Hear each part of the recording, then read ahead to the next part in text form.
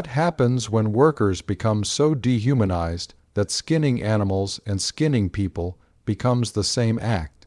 When the line between leather and human flesh blurs so completely that a factory floor becomes an abattoir, not for cattle, but for men.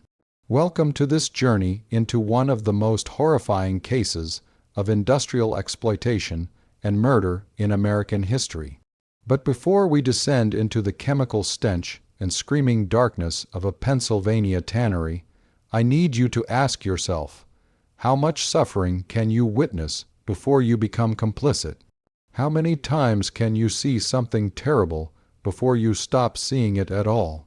Tell us where you're watching from right now and whether you believe there's a point where economic survival justifies silence in the face of horror. Because by the end of this account, you may understand why an entire town chose blindness over truth, and why that choice still haunts the banks of the Allegheny River to this day. This episode contains detailed descriptions of violence, death, exploitation, and industrial horror. The details included serve understanding, not sensationalism, but they are disturbing. Viewer discretion is strongly advised. In the basement archives of the Pennsylvania State Police, there exists a collection of photographs that officers are warned about before viewing. 23 images, taken over a span of 8 years, from 1926 to 1934. The official file labels them as Industrial Accidents, Riverside Tannery, Bradford, PA. But the handwritten note paperclipped to the folder, added by a detective who investigated the case in 1968, tells a different story. These weren't accidents. This was a hunting ground. What you're about to discover is a mystery that consumed an entire industrial town, where immigrant workers disappeared into a tannery and emerged as nothing more than paperwork, where the smell of death was so constant it became invisible, and where profit margins were calculated in human lives. This isn't just a story about the past. This is a question about how little we value certain lives, and how easily institutions can transform murder into bureaucracy. It was the year 1926. America was roaring toward prosperity, jazz filled the speakeasies, Model T Fords crowded the streets, and optimism had become the national religion. But in the industrial valleys of northern Pennsylvania, in towns built on coal smoke and tannery chemicals, the roaring twenties sounded different, like the scrape of metal on concrete, like the hiss of steam and acid, like the desperate prayers of men who knew they were worth less than the leather they produced. And in one tannery, perched above the Allegheny River like a tombstone, desperation was about to curdle into something far worse, a systematic horror that would prove that sometimes the most monstrous crimes are committed by institutions, not individuals, and that sometimes the real evil is the machinery that makes us look away. Bradford, Pennsylvania, in the mid-1920s, was a town built on contradictions. Nestled in the Allegheny Mountains, it should have been beautiful, the kind of place where mist clung to valleys and forests whispered ancient secrets. And it was beautiful, in photographs taken from a distance. But get closer, step into the streets, breathe the air, and you'd understand that Bradford had traded beauty for industry, and the price was paid in every breath. The smell hit you first.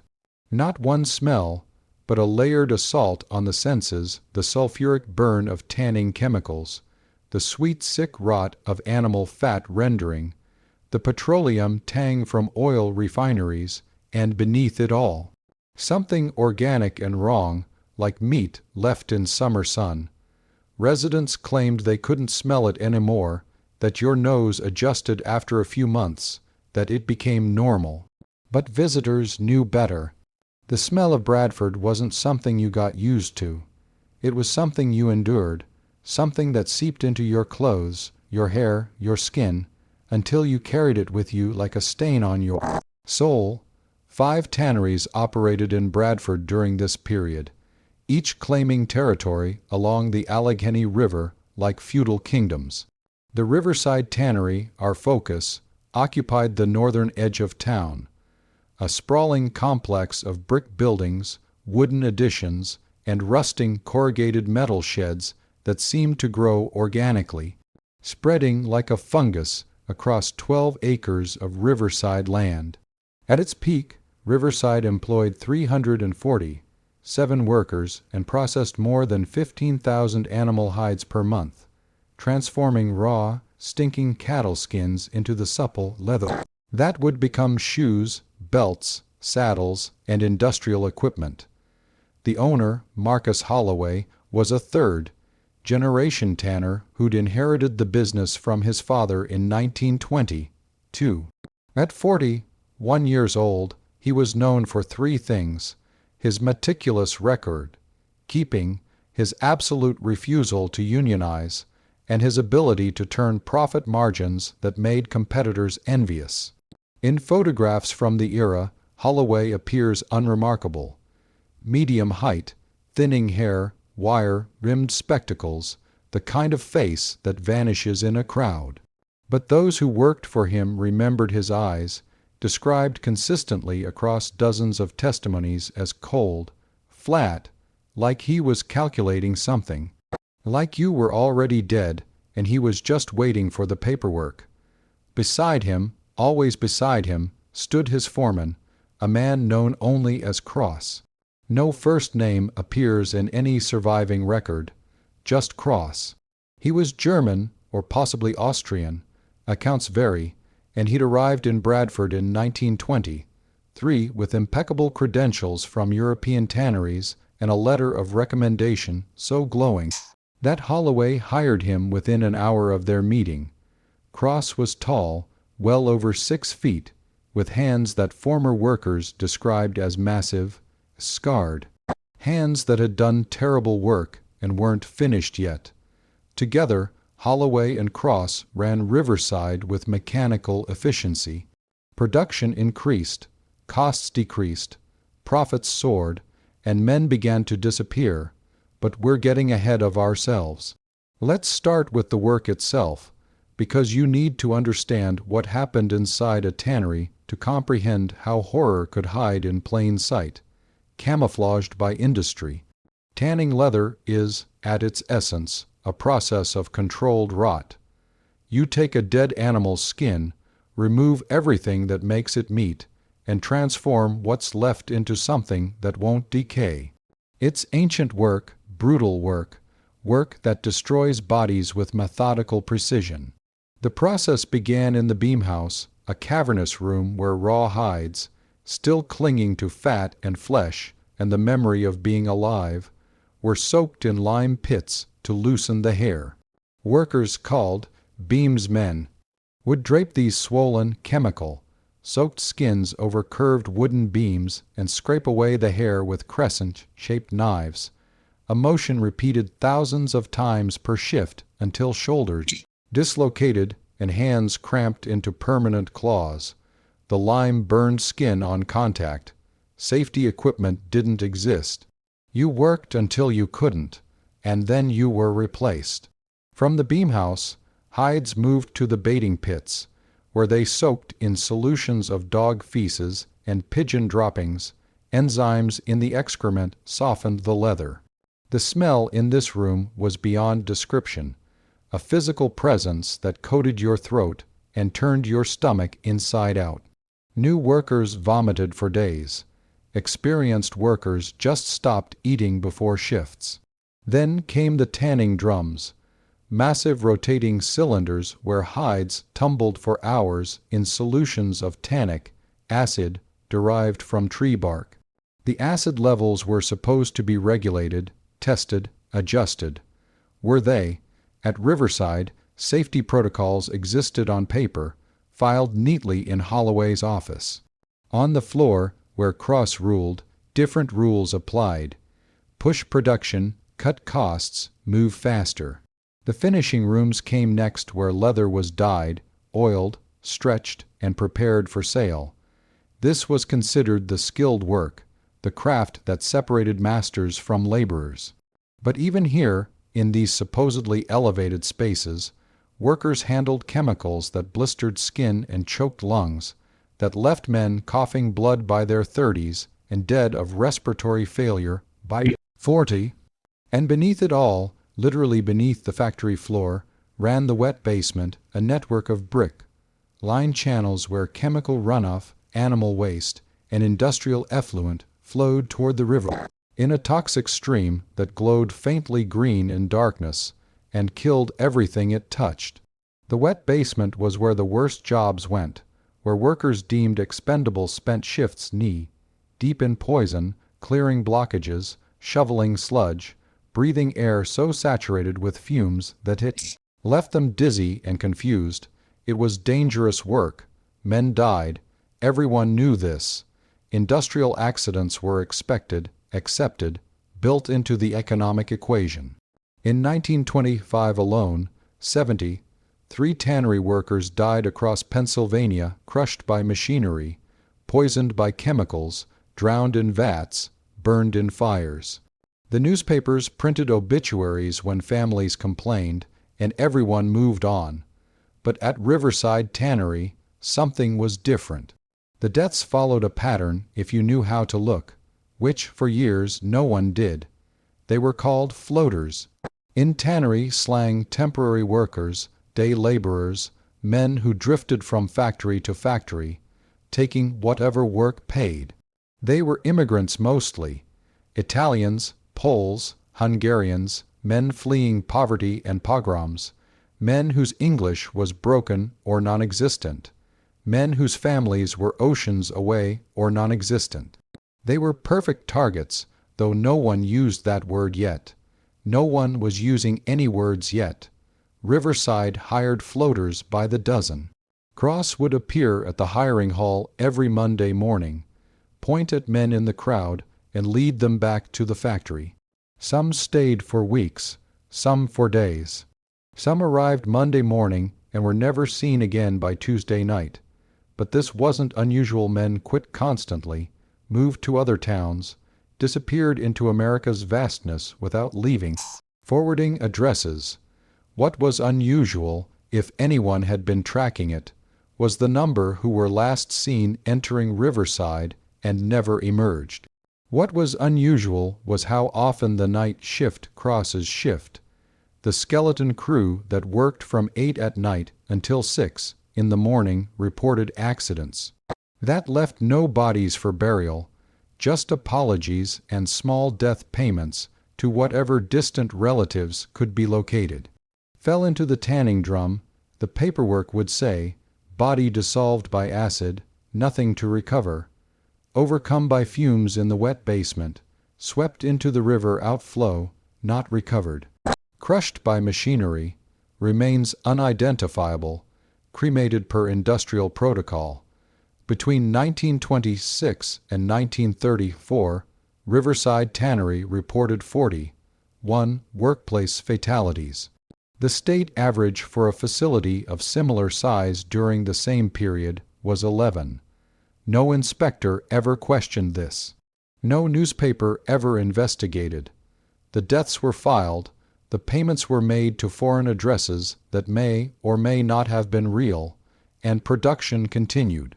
Because here's what you need to understand about industrial America in the 1920s and 30s.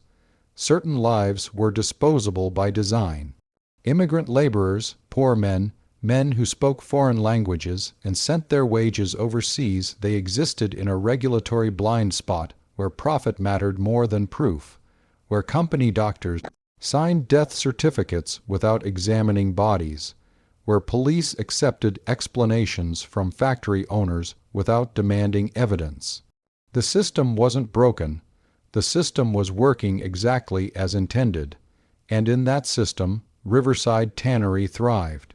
But every system has cracks, every cover has edges, and in 1934, a crack appeared in the form of a 12-year-old boy who asked a question nobody wanted to answer. His name was Thomas Petrovic, son of Janos Petrovic.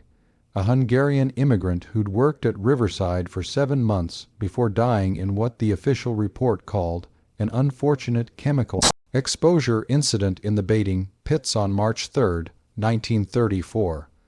Janos's body, according to the tannery, had been too damaged by chemical burns to be viewable.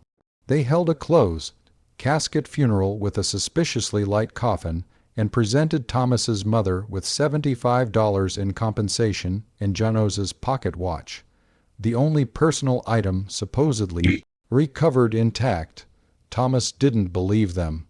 12 years old, slight, with his father's dark eyes and his mother's stubborn jaw, Thomas had visited his father at the factory many times, bringing dinner wrapped in cloth when Janos pulled double shifts. He knew the facility's layout, knew the workers, knew the rhythms of production. And he knew something else, something that struck him as he stood at his father's funeral watching that light coffin lowered into cold Pennsylvania earth. His father's pocket watch was wrong. Not broken, wrong. The initials engraved on the case read J. M.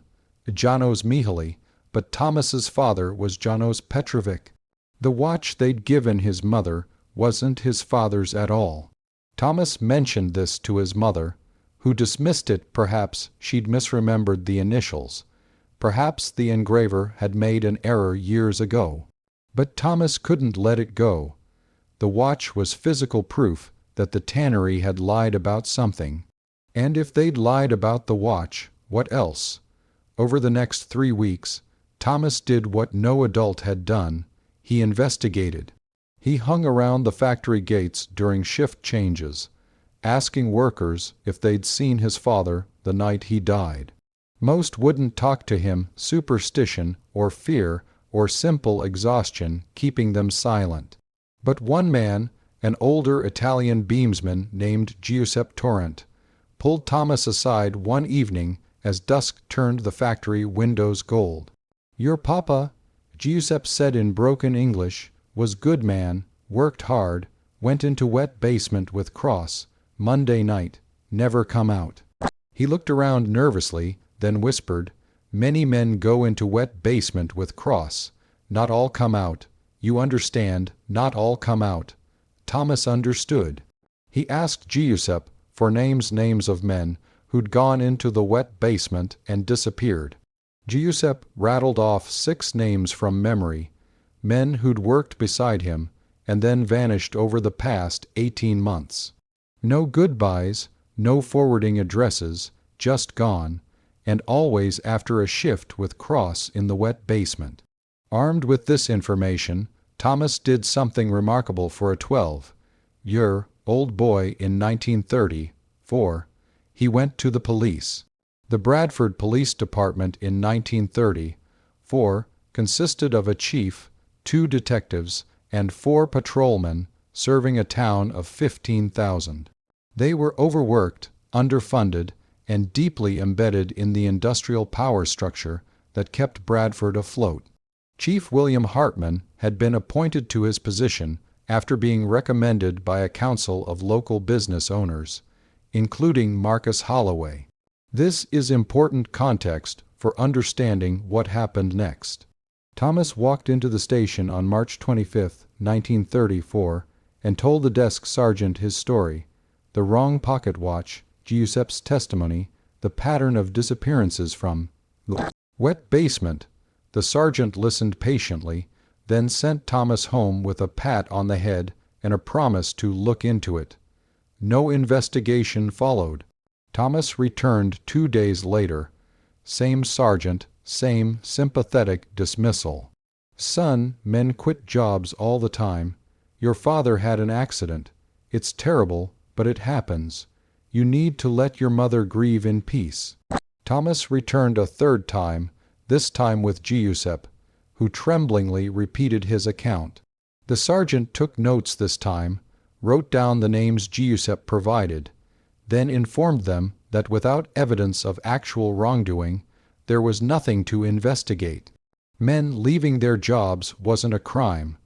What Thomas and Giuseppe didn't know, couldn't have known, was that Marcus Holloway had been informed of their visits within hours of each occurrence. The desk sergeant's brother-in-law worked at Riverside, information flowed, money changed hands. This is how power functions in small towns built on single industries. But Thomas had one more move to make, one last card to play that would crack the entire operation wide open. He went to the newspaper.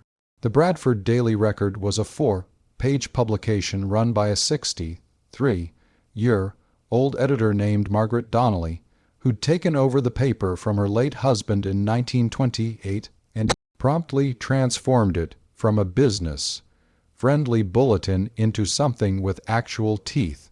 She'd run exposés on mine safety, on slum housing, on the economic stranglehold that company stores held over workers.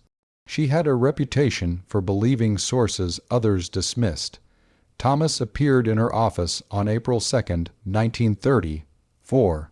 He laid out his evidence: the wrong watch, Giuseppe's testimony, the names of disappeared workers, the police department's refusal to investigate. Margaret listened with the focus of a hunter who'd just spotted tracks. When Thomas finished, she asked one question: "Are you willing to go on record? Your name in the paper, your mother's name, everything?" Thomas, 12 years old and probably terrified, said yes. The article ran on April 5, 1934, on the front page, under a headline that pulled no punches: "Local boy questions tannery death toll. Police ignore evidence of missing workers." The article laid out Thomas's case, included Giuseppe's testimony, listed the names of 7 workers who'd disappeared from Riverside after being sent to work in the wet basement. It noted that the tannery's death rate was nearly 4 times the industry average. It questioned why no bodies had been recovered from several reported accidents. And it ended with a direct challenge. The Bradford Daily Record calls on Chief Hartman and the Pennsylvania State Police to conduct a thorough investigation of workplace safety and worker welfare. At Riverside Tannery, the families of missing men deserve answers. The workers of Bradford deserve protection. The truth demands light. 3 things happened in the next 24 hours. First, Marcus Holloway filed a libel suit against the newspaper, demanding a retraction and $50,000 in damages. Second, Giuseppe Torrent disappeared. His landlady found his room empty, his possessions gone, no note, no forwarding address. He was never seen again. Third, the Pennsylvania State Police received an anonymous letter, postmarked from Philadelphia, written in precise, educated handwriting. The letter described what the author claimed to witness while working at Riverside Tannery in 1932. The descriptions were specific, graphic, and horrifying enough that the state police had no choice but to act. The letter is preserved in the case file. It begins, "This confession may cost me my life, but silence is no longer possible. What I witnessed in the wet basement of Riverside Tannery was not industrial accident. It was murder, refined into system, perfected into procedure, and I helped." Detective Sergeant Raymond Price of the Pennsylvania State Police was assigned the Riverside case on April 7, 1934. At 39 years old, Price had 15 years of investigative experience, mostly in fraud and embezzlement cases. He'd never worked a murder investigation. The state police didn't consider this a murder investigation. It was a workplace safety inquiry, routine, expected to find negligence at worst, probably ending in fines and updated protocols. Price arrived at Riverside Tannery on April 9th with a warrant to inspect the facility and interview workers. Marcus Holloway met him at the gates with a lawyer, a prepared statement of cooperation, and absolutely no indication of concern. The inspection proceeded smoothly. Workers confirmed that shifts were long, chemicals were dangerous, accidents happened. Nothing unusual, nothing actionable. Price asked to see the wet basement. There was a pause, just a fraction of a second, barely perceptible, before Holloway nodded and led the way. The wet basement sprawled beneath the main factory floor like a digestive system, all brick channels and concrete chambers where chemical runoff was supposed to be treated before discharge into the river. It was dark down there, lit by bare bulbs hanging every 20 feet, casting more shadow than illumination. The air was thick, humid, sharp with chemical tang. Water dripped constantly, echoing in the darkness. And the smell. God, the smell. Not the regular tannery stench, but something else, something organic and sweet and wrong, like fruit rotting in a sealed container. Price, following Holloway and the factory's maintenance chief through twisting corridors, noticed several things. First, there were rooms branching off the main channel's storage areas, he was told, for chemicals and equipment. Second, many of these rooms were locked with new padlocks, which seemed odd for storage. Third, the floor in several areas was stained dark, not with the expected chemical residue, but with something that looked disturbingly like dried blood. Fourth, in one of the locked rooms, he could hear what sounded like flies. Hundreds of flies, buzzing against a door from the inside. When Price asked to see inside the locked rooms, Holloway's lawyer stepped forward. "Detective, unless you have specific probable cause to suspect criminal activity, these are private industrial areas containing proprietary processes and chemicals. Opening them would require a more specific warrant." Price didn't have probable cause. Not yet. He made notes of the locked rooms, their locations, the stains on the floor. Then he left, returned to his office, and read the anonymous letter again. The letter described rooms in the wet basement. It described locked doors. It described what happened inside those rooms, and the descriptions matched the floor plan Price had just walked through with enough precision that he knew the letter writer had been there, had seen what they claimed to see. Price spent the next 3 days working 80-hour shifts. He tracked down records of every worker reported dead at Riverside since 1926. 41 deaths. He contacted families of the deceased, or tried to. 23 of the listed next of kin addresses were invalid. 13 led to families in Europe who claimed they'd never received any death notification or payment. 4 had received notifications, but had been told bodies were unrecoverable due to industrial damage. Only one family had actually buried a body, and that body, they told Price, had been sealed in a closed casket by order of the tannery doctor. When Price obtained an exhumation order and opened that coffin, he found it weighted with sandbags and pig carcasses. No human remains. On April 14, 1934, Price returned to Riverside Tannery with a more specific warrant, signed by a judge who'd read his evidence file with increasing horror. This warrant gave him authority to open every locked room in the wet basement, to seize any and all physical evidence, and to arrest anyone who interfered. He brought 12 state police officers with him. He would later say he wished he'd brought 100. The first room they opened, Cross's storage room, according to the facility map, contained equipment, tables of unusual height and tilt, restraints, mechanical pulley systems, and walls lined with the same curved knives used in the beamhouse for scraping hides. The tables were stained.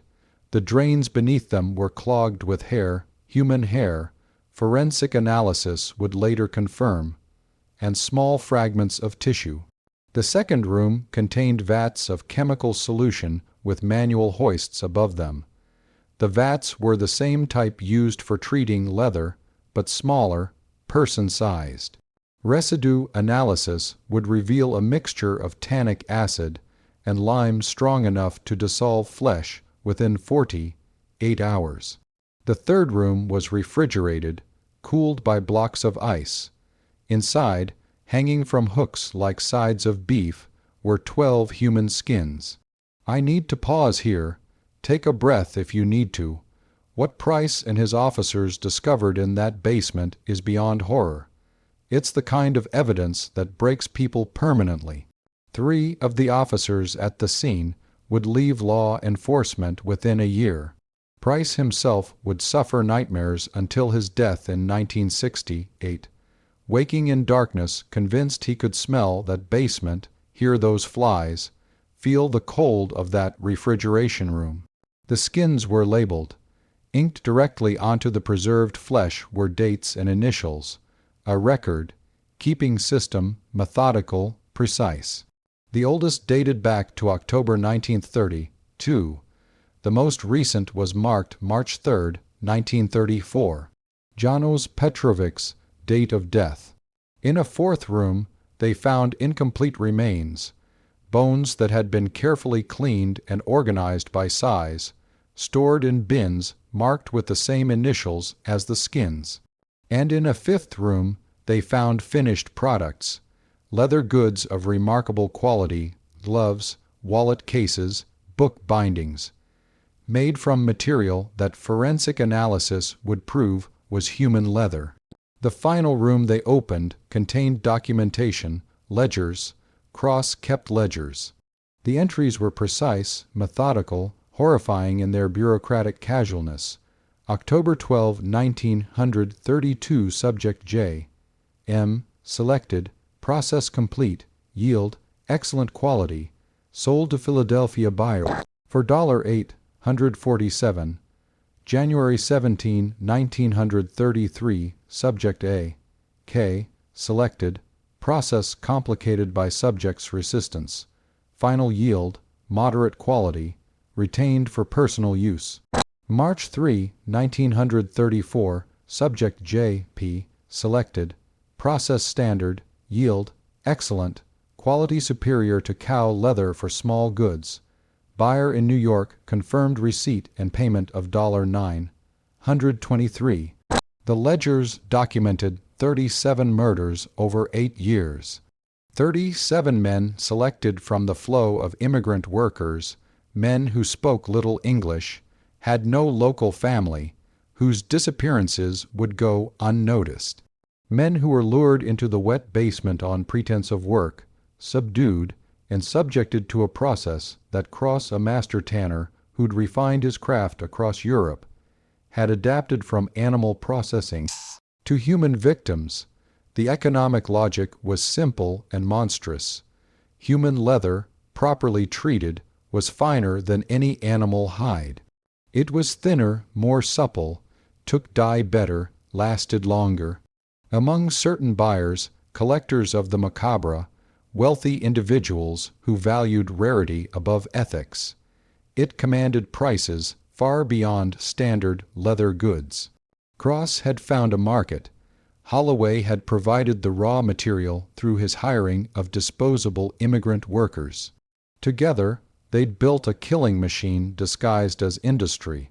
Price arrested Cross immediately. He was found in his office above the factory floor, calmly filling out paperwork, showing no surprise when officers entered. His first words were, "I kept excellent records. Everything is documented. I am a craftsman, not a criminal. You'll see." Marcus Holloway fled. He made it as far as Pittsburgh before being apprehended at a train station. Ticket to Mexico in his pocket, and $60,000 in cash sewn into his luggage. When arrested, Holloway claimed complete ignorance of Cross's activities, insisted he'd been deceived, said he was as much a victim as anyone. The evidence suggested otherwise. The financial records showed Holloway receiving regular payments listed as specialty goods revenue, payments that precisely matched Cross's sales of human leather products. Holloway's office safe contained 3 items made from human skin: a wallet, a book cover, and a pair of gloves. When confronted with these, Holloway's attorney requested a deal. The trial of Marcus Holloway and Cross began on September 4, 1934, in the Erie County Courthouse. It lasted 19 days and drew newspaper coverage from across the country. Reporters filled the courtroom. Photographers waited outside. The story had everything that sells papers: immigrants, murder, industrial horror, and the forbidden thrill of the truly grotesque. The prosecution presented overwhelming evidence: the rooms, the equipment, the skins, the bones, the ledgers, the financial records, the testimony of forensic experts who confirmed the victims had been killed through a combination of blunt force, trauma, and exsanguination, then processed using standard tannery techniques adapted for human material. They presented 12 witnesses, former Riverside workers who testified to suspicious disappearances, to being ordered not to enter certain areas of the wet basement, to seeing Cross lead men downstairs who never returned. One witness, a night shift supervisor, testified that Holloway had once joked, after a particularly profitable month, that our specialty line is performing very well. Perhaps we should expand production. The defense attempted multiple strategies. For Cross, they argued diminished capacity, claimed he was mentally ill, that his actions stemmed from delusion rather than criminal intent. The jury wasn't convinced. Cross's meticulous records, his careful selection of victims who wouldn't be missed, his sophisticated sales network, all demonstrated clear planning and awareness. For Holloway, they argued ignorance.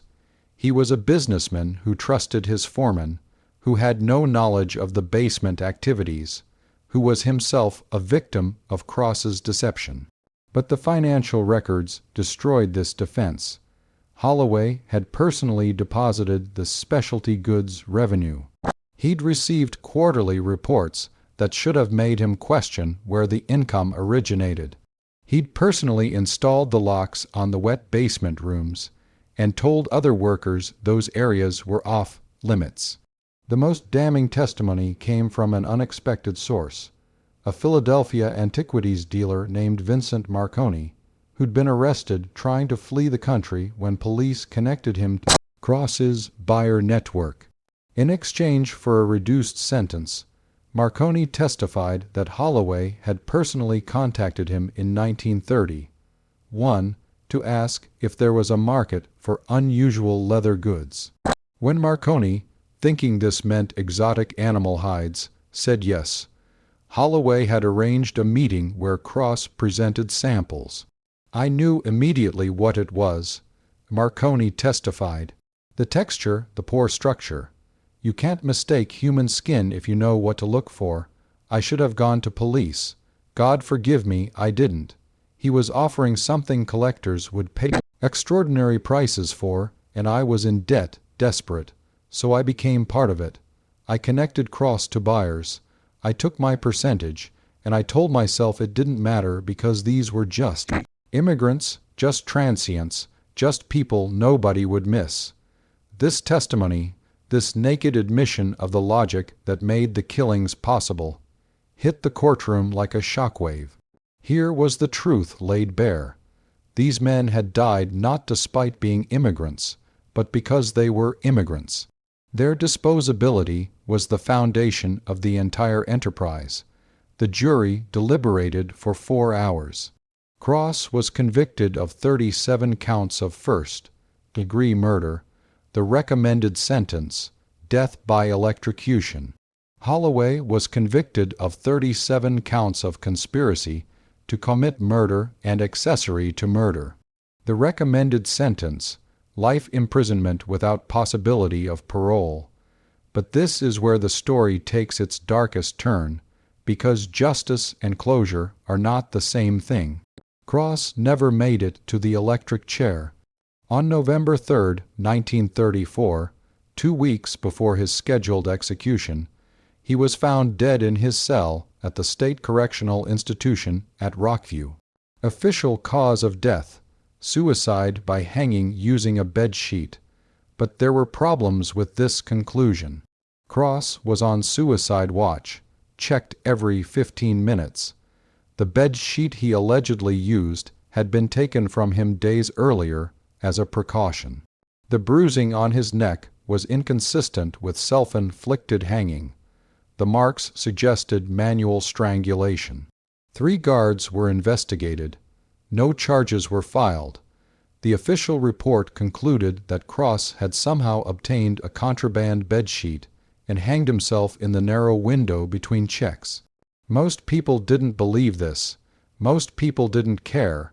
Cross was dead, which was the important thing. The truth, according to a deathbed confession given in 1972 by one of the guards, was simpler. The guards had killed him. "We drew straws," the guard said. 3 of us held him, 2 strangled him, 1 kept watch. Then we staged the hanging. The warden knew. Everyone knew. Nobody said anything because Cross didn't deserve a trial, didn't deserve execution. He deserved exactly what we gave him, and I'd do it again. Holloway served 19 years of his life sentence before dying of a stroke in 1953. He spent those 19 years maintaining his innocence, claiming he'd been a pawn in Cross's operation, that he'd never intended any harm. He wrote letters to the governor requesting pardon. He gave jailhouse interviews where he portrayed himself as a victim of circumstance and immigrant criminality.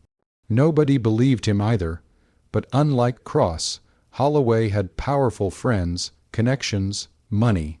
There were rumors, never proven, that he received special treatment in prison, that he lived in relative comfort, that certain politicians quietly advocated for his early release.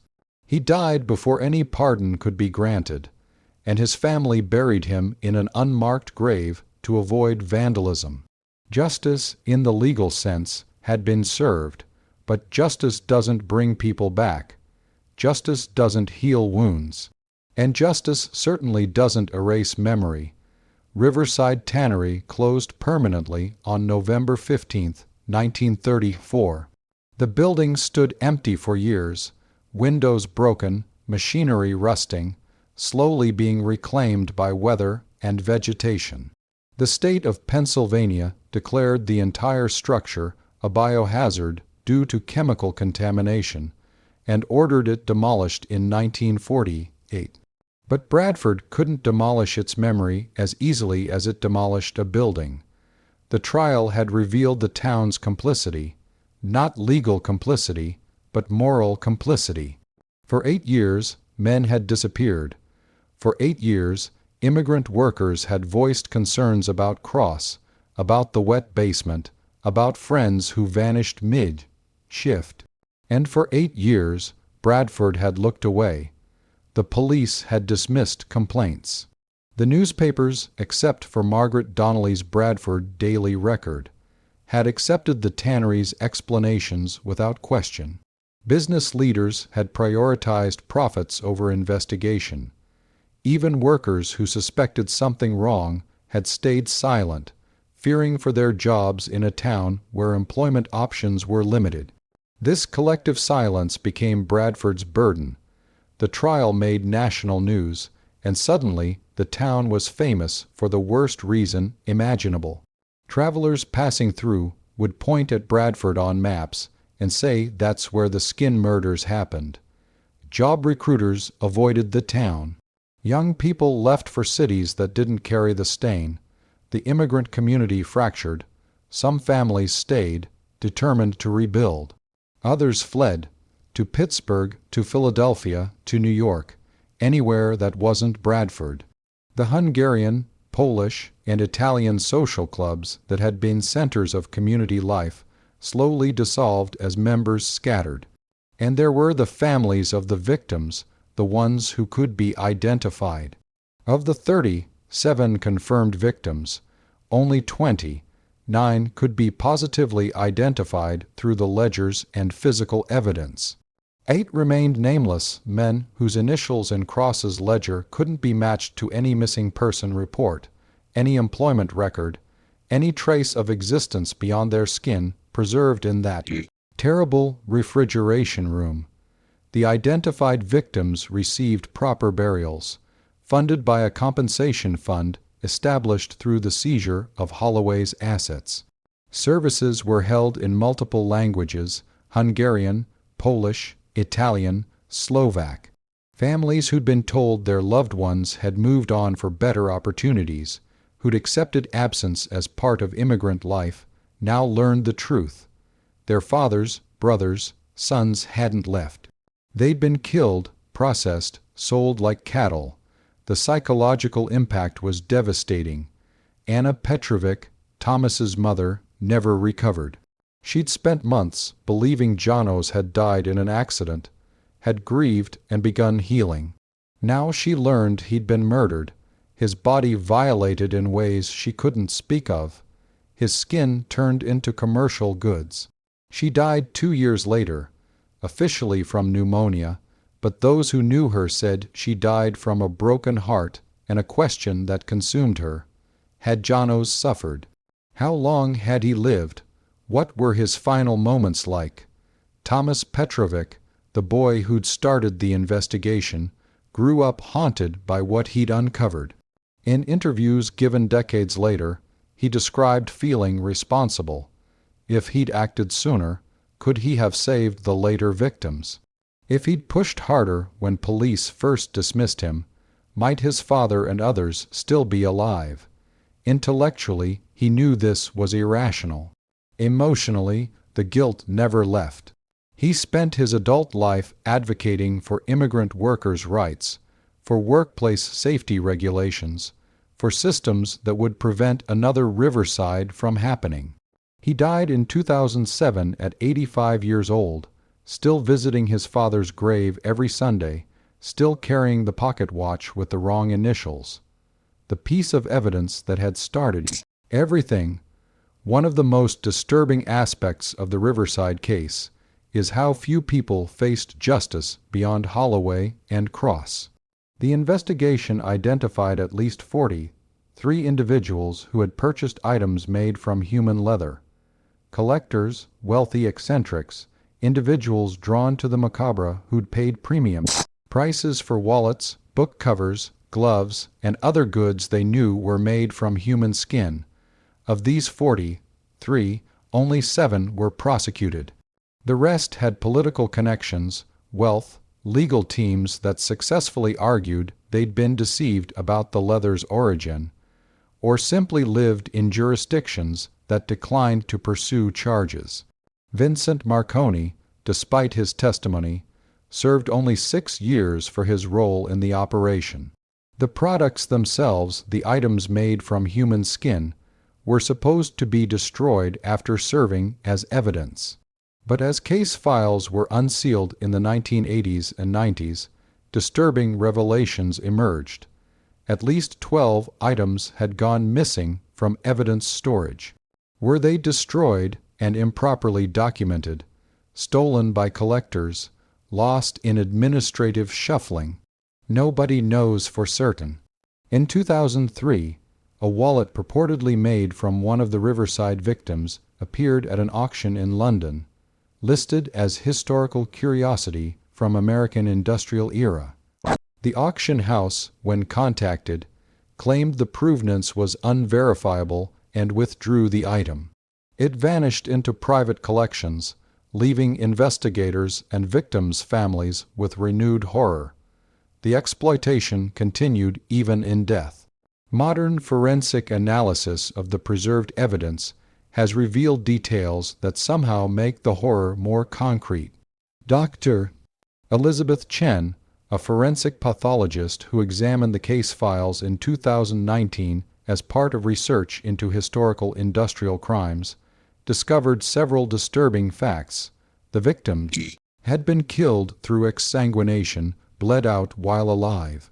Cross's technique, refined over years, involved restraining victims, opening major arteries, and allowing them to bleed into collection drains. This served a dual purpose. The blood could be disposed of through the factory's waste system, and the exsanguination improved the quality of the resulting leather by removing blood that might cause Discoloration during tanning. The process of tanning the human skin followed standard leather production protocols with minor modifications. Cross had experimented extensively. The ledgers documented his refinement of chemical concentrations, timing, and technique. Early attempts had been failures, producing brittle or damaged material. By 1930, too, he'd perfected the process to produce leather of exceptional quality. Most horrifyingly, forensic evidence suggested that some victims may have been conscious during the initial stages. Restraint marks on several skeletal remains showed patterns consistent with violent struggling. One skull showed evidence of blunt force trauma that, according to Chen's analysis, was likely inflicted to silence screaming rather than to kill immediately. This wasn't murder in the heat of passion, Chen concluded in her report. This was serial killing combined with industrial processing, a unique hybrid of personal violence and systematic production. Cross was both serial killer and craftsman, and he took pride in both roles. The meticulous records, the experimentation, the quality control, he viewed this as his art, his masterwork. That might be the most disturbing aspect, the complete divorce of technical excellence from moral awareness. Bradford today is a quieter town population, just over 8,000, down from its peak of 2,000 in 1930. The oil refineries are gone, the tanneries demolished decades ago. The industrial boom that built the town long since faded. But the memory remains. The site where Riverside Tannery stood is now a riverside park, Bradford Memorial Green, dedicated in 1953. The dedication plaque makes no mention of what happened there. Visitors to the park, unaware of its history, spread blankets for picnics, walk dogs along paved paths, watch their children play on swings erected above ground that once housed a basement of horrors, but residents know. And residents report phenomena that official sources dismiss, but that persist generation after generation. There are sounds not every night, but often enough that dozens of people have reported them independently. The sound of machinery running beneath the ground, the scrape of metal on concrete, and voices, muffled, speaking languages that blend together into a chorus of suffering that seems to rise from the earth itself. There are smells that appear without source: chemical burn, rendered fat, and beneath it all, that sweet, sick organic rot that Price and his officers described in their testimony. The smells come suddenly, overwhelming, then vanish as if they'd never been there. Dogs refuse to cross certain areas of the park. Birds avoid nesting in the trees closest to where the wet basement would have been. And there are the sightings. Always at dusk or just after dark. Always fleeting figures in old work clothes, moving through the park with purpose, as if heading toward a factory that no longer exists. Witnesses describe them as translucent, gray, more impression than solid form. Most often, they appear to be walking toward the old basement entrance, now covered by lawn and memorial plantings. Are these genuine hauntings, collective psychological projection, the weight of history manifesting as sensory experience? Science offers no answers. The people who experience them don't particularly care about scientific validation. They know what they've seen, heard, smelled, felt. In 1997, the town council received a petition to install historical markers at the park, explaining what had happened at Riverside Tannery. The petition argued that silence was complicity, that education could prevent future horrors, that the victims deserved acknowledgement. The council voted against it, 7-2. The official reasoning was that such markers would be inappropriate for a family recreational space and might cause unnecessary distress to residents and visitors. The real reason, according to council members interviewed privately, was simpler. Bradford wanted to forget. The town had lived with the stain long enough. Why preserve it? Why teach children about the darkest chapter in their community's history? Why not just let it fade? But history doesn't fade when you ignore it. It festers, it waits. It whispers from the ground. The Riverside Tannery case should have changed everything. It exposed the lethal consequences of treating workers as disposable. It revealed how easily profit motive can transform into murderous exploitation. It demonstrated the catastrophic results of regulatory failure, police corruption, and community indifference. In the immediate aftermath, there were reforms. Pennsylvania enacted stricter workplace safety regulations. Immigrant advocacy groups formed to protect vulnerable workers. Federal legislation was proposed to strengthen oversight of industries with high worker mortality rates. But reforms fade when memory fades. The regulations were gradually weakened through lobbying and legislative revision. Enforcement budgets were cut.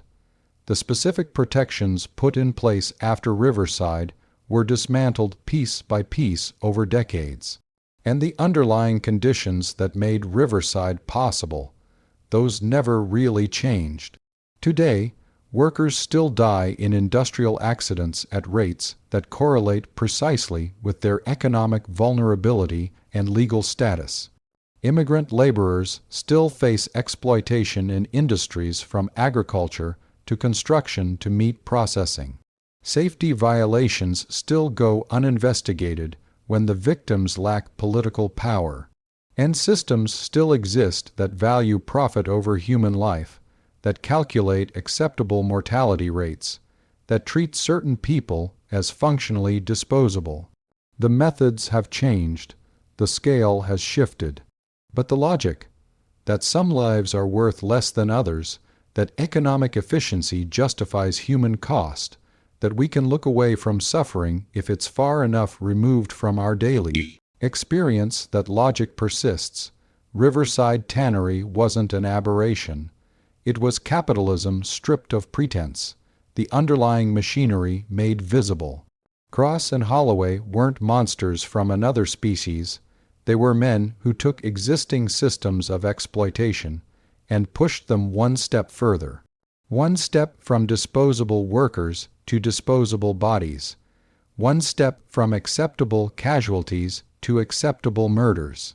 And that step, that boundary they crossed, it's thinner than we want to believe. 90 years after the wet basement was finally opened and its horrors revealed, questions remain. Questions that disturb precisely because they have no answers. How many victims were there really? 37 is the official count based on Cross's ledgers. But the ledgers only dated back to 1930, too. Cross had worked at Riverside since 1923. Were there earlier victims whose records were destroyed or never kept? Former workers reported suspicious disappearances as far back as 1924. Were those connected? What happened to the 8 unidentified victims? Their remains were buried in unmarked graves in a section of Bradford Cemetery designated for the indigent. No names, no services, just numbers. Does someone somewhere still wonder what happened to a father or brother who immigrated to America in the early 1930s and simply vanished? Who were the buyers? 7 faced prosecution, but 43 were identified through Cross's sales records. The other 36 names were sealed by court order and have never been released. Some may still be alive. Some certainly have descendants who inherited the macabre items. Who are they? What did they do with their purchases? Are items made from human skin sitting in private collections today, their owners fully aware of their origin? And perhaps the most disturbing question of all, could it happen again? Would we recognize it if it did? The systems that enabled Riverside economic desperation, immigrant vulnerability, regulatory neglect, community indifference, those systems still exist. Are we actually any more vigilant, or have we just gotten better at not looking? The story of the Riverside Tannery workers who skinned more than leather remains, 9 decades later, a wound that hasn't healed. Not because of what happened in that wet basement, but because of what it reveals about systems we still inhabit, about hierarchies we still accept, about the ease with which we classify certain people as worth less than others. 37 confirmed victims. 37 men who came to America seeking opportunity and found instead a darkness that treated them as nothing more than raw material. Their names, the ones we know, deserve to be spoken: Janos Petrovic, Giuseppe Torrent, Stefan Kowalski, Mihaly Janos, Andreas Horvath, Pietro Rossini, Ivan Novik, Tomas Petrov, Stanislaw Wojcik, Jan Kavor, Ferenc Nagy, Antonio Morty, Karol Nowak, Joseph Kovacs, Laszlo Szabo, Andrzej Wojciechowski, Giovanni Rixai, Pavel Benes, Zoltan Varga, Marco Ferretti, Victor Andrej, Sandor Kiss, Francesco Romano, Jaroslav Dvorak, Istvan Molnar, Alessandro Conti, Miroslav Kolar, Bela Horvath, Leonardo Marchetti, Petr Novotny, 7 more whose names appear only as initials in Cross's ledger, and 8 who remain nameless entirely, their identities lost, their families forever unknowing. But questions remain, questions that haunt. Did anyone know and stay silent? How many in Bradford suspected, saw signs, heard rumors, and chose not to act? How many of us today see exploitation, witness suffering, recognize injustice, and choose comfort over confrontation? What would you have done if you'd worked at Riverside, if you'd noticed men disappearing, if you'd felt that wrongness in the wet basement? Would you have investigated like Thomas Petrovic? Would you have spoken up like Giuseppe Torrent? Or would you have told yourself it wasn't your business, that you had a family to feed, that you couldn't risk your job? We want to believe we'd be heroes. History suggests most of us would have been bystanders. To this day, Bradford Memorial Green sits quiet above the ground where the wet basement once ran with chemicals and blood. To this day, visitors report sounds and smells and sightings that can't be explained. To this day, the town struggles with how to acknowledge what happened, whether to preserve the memory or let it finally rest. Perhaps the haunting is earned. Perhaps Bradford deserves its ghosts, deserves to carry the weight of what it allowed to happen. Perhaps we all do, because Riverside Tannery wasn't unique to its time. It was just visible. The exploitation, the disposability, the systematic devaluation of human life. That continues, just better hidden, better distributed, easier to ignore. The past, it seems, is never truly past. It's not buried in sealed case files or demolished buildings or unmarked graves. It's woven into the fabric of now, in the systems we inherit, the injustices we tolerate, the suffering we choose not to see.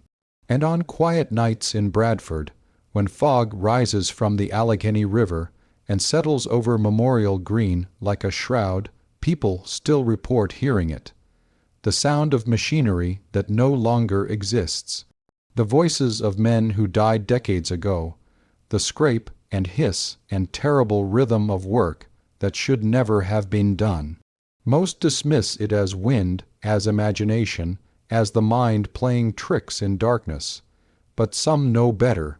If this journey into one of America's darkest industrial horrors resonated with you, if you find yourself unable to shake the image of that wet basement and what it represents about human capacity for systematic cruelty, then this channel has more truths waiting in the shadows. Subscribe if you're willing to confront the uncomfortable realities about exploitation, complicity, and the price of our collective willful blindness. Leave a like if this account provoked something deeper than entertainment. if it made you question what horrors might be happening right now, and meaningful, nothing excessive. Uncover and wonder how we allowed them to continue. And in the comments, I want to know, where is the line between economic necessity and moral responsibility? At what point does the need to survive stop justifying the choice to look away from others' suffering? If you'd worked at Riverside, if you'd suspected but couldn't prove, if speaking up meant losing your livelihood, what would you have done? Until next time, remember the most terrifying stories aren't about individual monsters. They're about systems that create them, communities that enable them, and ordinary people who become complicit by choosing silence over risk. The real horror isn't that Cross and Holloway existed. It's that the conditions that allowed them to operate for 8 years still exist today, just better hidden, just better rationalized, just easier for us to ignore. And sometimes, the darkness we fear most isn't in abandoned basements or historical horrors. It's in the reflection that asks, would I have been different? Would I have acted? Or would I have been one more person who saw something, suspected something, and decided that my comfort mattered more than someone else's life? That's the question that haunts longer than any ghost.